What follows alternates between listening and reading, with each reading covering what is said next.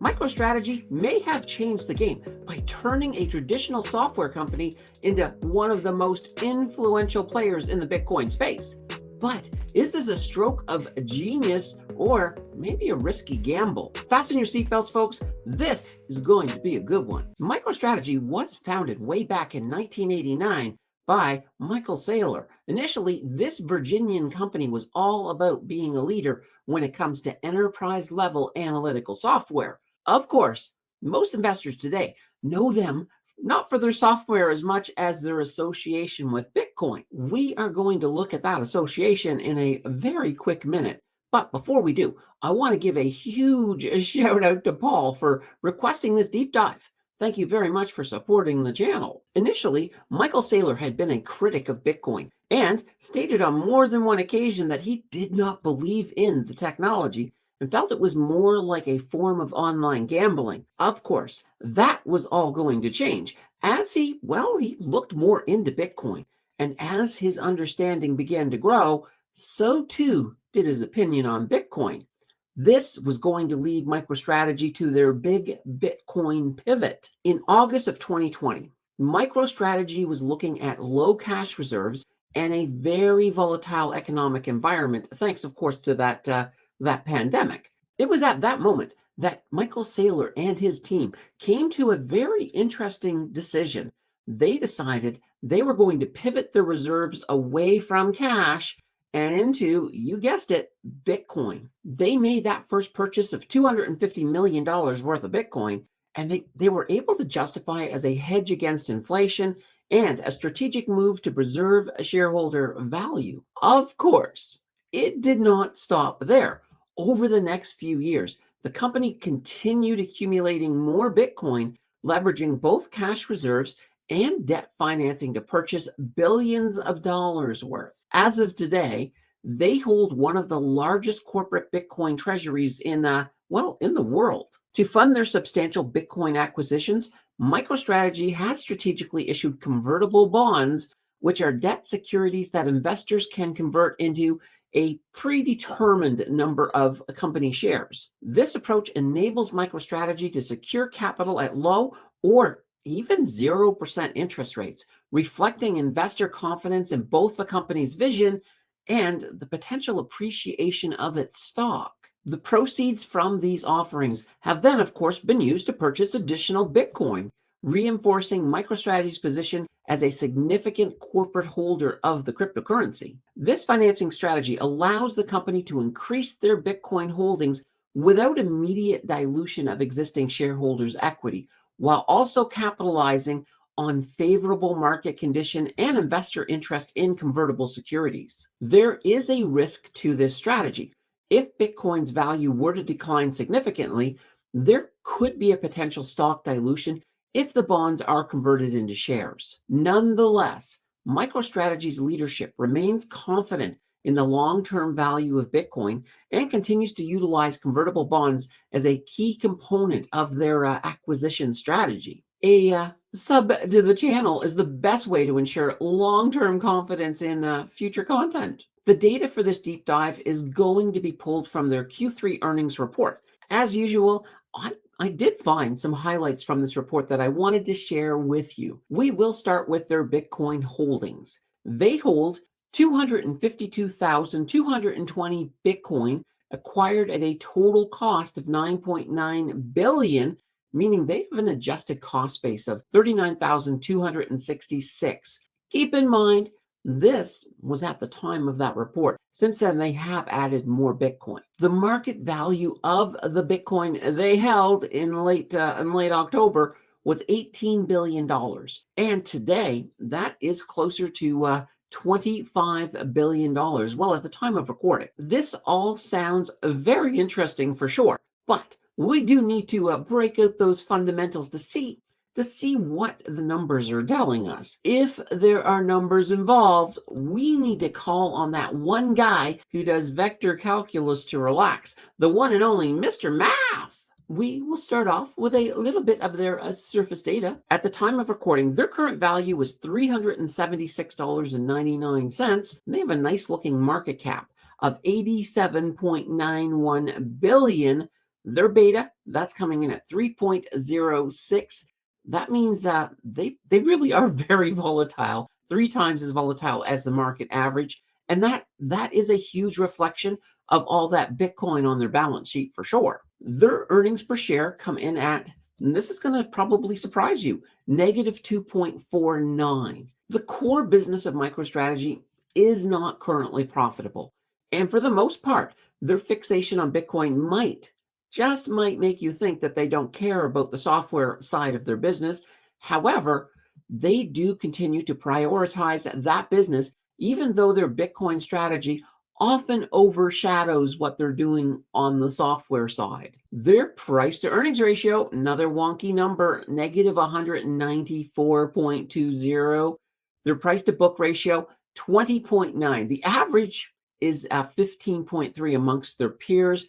We're actually not going to look at their peers because this is a story of MicroStrategy and Bitcoin.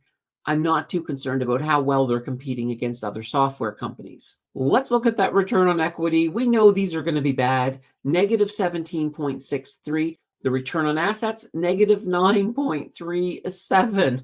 Oh boy. The surface data shows an unprofitable company. But with MicroStrategy, we have to take into consideration that their Bitcoin strategy does create more fundamental instability, which we are 100% seeing here today. With that being said, we will peel back another layer and take a look at that cash situation. They have a revenue of 467.24 million. Their earnings, we're back in the negatives again, negative 516.57 million. Now, those projected earnings are expected to grow by 67.62% per year.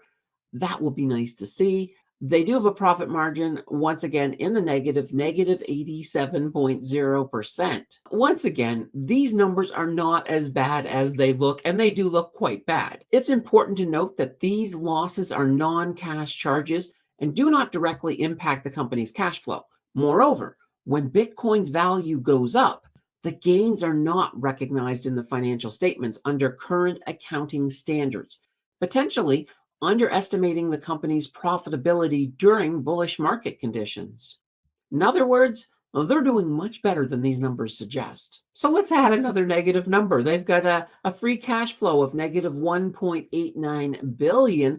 Now their operating cash flow, it is in the positive, 12.71 million. Let's take a gander at that fair value. Their current value sitting at $376.99. Using a discounted cash flow model, we do get a fair value of $159.83. That does paint them as overvalued by 128.6%.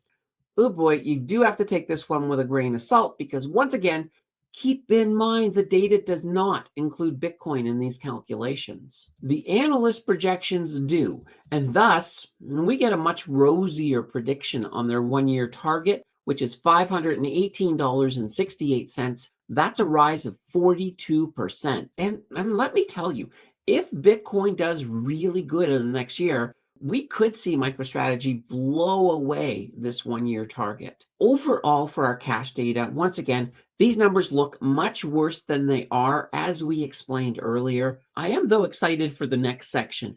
I am excited to dig deeper and look at their return data. They do not have a dividend, so let's jump straight into their returns. For their 3-year return on investment, we're looking at 594.27%.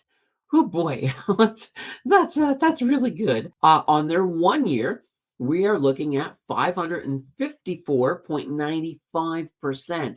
Once again, another fantastic number. One thing you can definitely tell from these numbers is that most of that growth is skewed into that last year. So they've had a really good year. I will add as well, their 3-year annualized return, that does come out at 90%. So that's not too shabby. Now, seeing that we have not a lot of data in the returns, I thought it might be fun to also include the returns of a popular MicroStrategy Yield Max ETF. Yep, we're talking about MSTY.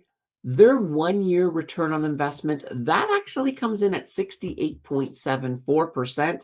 Total return after we factor in the dividends, 188.61%. That total return is not even close to catching MicroStrategy. And you could reinvest those dividends and get closer for sure.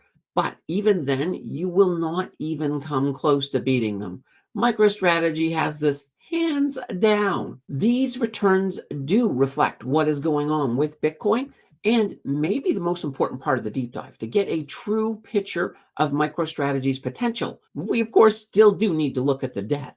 They have a total debt of 4.21 billion, total equity coming in at 3.77 billion.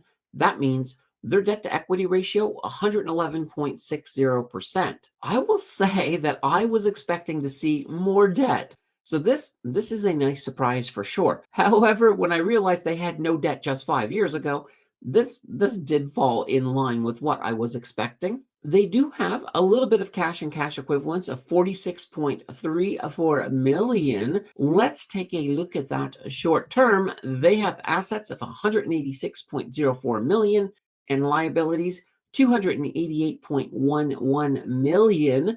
Switching to the long term, they have assets of 8.16 billion and liabilities of 4.28 billion. Overall, their debt situation is not bad when you consider they have more than enough Bitcoin to pay it all off if they wanted to. They do not plan to do that, as Michael Saylor has time and time again been very adamant that they will never sell their Bitcoin. In regards to share dilution, they have quite a bit as part of their convertible bond strategy. So we are looking at 38.3%. However, it does speak volumes for sure that even with this high level of dilution, their shares have done absolutely fine. Okay, I do think I have what I need for that final verdict. This is a company that can't fail as long as Bitcoin keeps growing. And for now, that does seem to be the case going into 2025. In addition to that, they are in talks to possibly get added to the NASDAQ, which will also help their share price as those QQ ETFs start adding in a position. This may have already happened by the time you are viewing this video, as the decision date is set for December 13th. MicroStrategy is an amazing stock to gain exposure to Bitcoin in your registered accounts. Just be prepared for its volatility and the fact that it will retract in price when Bitcoin does. So it could be red when we get the next crypto winter. However, that is when they will add a ton more Bitcoin.